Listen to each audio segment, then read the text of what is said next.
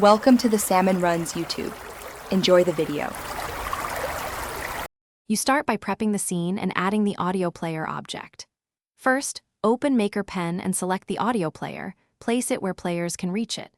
Once placed, import a supported file or link a hosted asset. This ensures stable playback.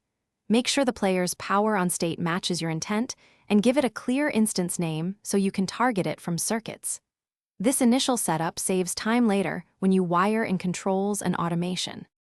You now wire the player to controls and configure behavior. Connect buttons or toggles to the player's play / pause and stop inputs. Attach a slider to volume with a 0-100 scale so players get predictable loudness. Once connected, normalize clip levels and choose loop or shuffle based on mood.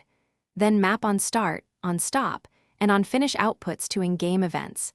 This lets music drive animations or score logic. Make sure signal priority. You finish by testing and optimizing the audio flow. First, preview locally, then invite players to a multiplayer test to verify synchronization and latency.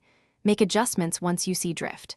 If performance lags, compress files or lower sample rate to reduce bandwidth and memory. If audio fails, check asset permissions, confirm the file path, and inspect the console for errors. Relink or re-upload corrupted assets. One key tip: refresh the server instance after fixes to clear cached audio states. Thanks for watching. Consider subscribing if we helped you.